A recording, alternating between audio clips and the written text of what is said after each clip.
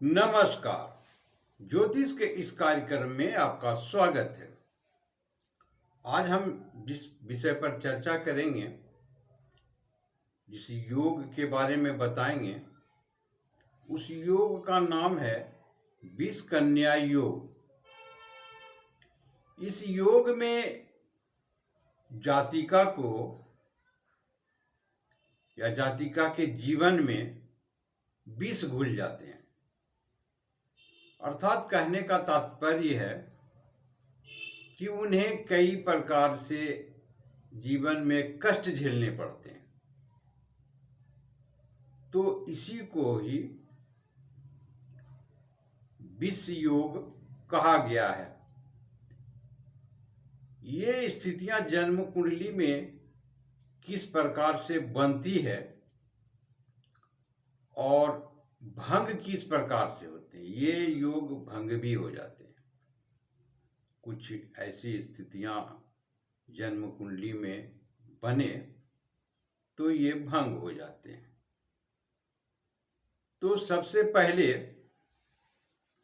कन्या का जन्म यदि रविवार को हो, ये सारे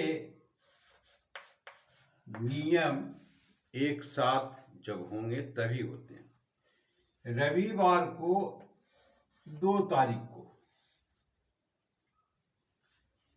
यदि शनिवार के दिन 7 तारीख को, ये योग बनने के साथ साथ दिन और तारीख का भी ध्यान रखना पड़ता। मंगलवार को 12 तारीख को, मंगल के दिन 12 तारीख, ये तारीखें सर्वप्रथम देखी जाती है।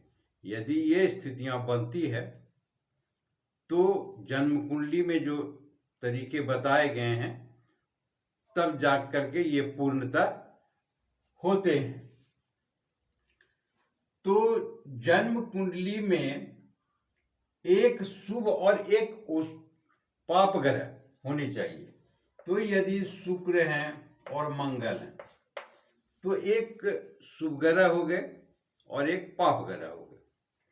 दूसरा नंबर है 6ठे भाव में कोई भी 2 राहु हो और शनि हो जाए, 2 पाप ग्रह होने चाहिए।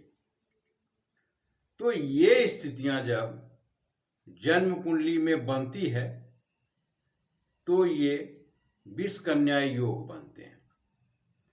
अब ये भंग कैसे होते हैं? तो यदि जन्म कुंडली में लग्न भाव से सप्तम भाव या चंद्रमा से सप्तम भाव, चंद्रमा जहां कहीं भी हो, यदि मान लिया जाए कि चंद्रमा यहां हो 4थे भाव में, तो 10वें भाव में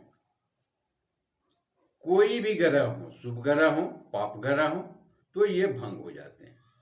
ये 2 तरह से देखे जाते हैं। लग्न से यदि देखते हैं तो यहां हम देखते हैं सप्तम भाव। यदि मान लिया जाए चंद्रमा यहां है तो हम उनके सामने वाले भाव को देखेंगे।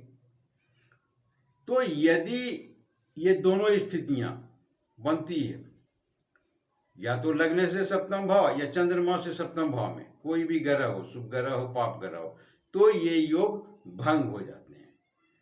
तो ये था एक छोटा सा वीडियो ज्ञान के लिए कि विषकन्या योग किस प्रकार से बनते हैं। आशा करता हूं आपने पूरा वीडियो देखा होगा। इसके लिए बहुत बहुत शुक्रिया, धन्यवाद।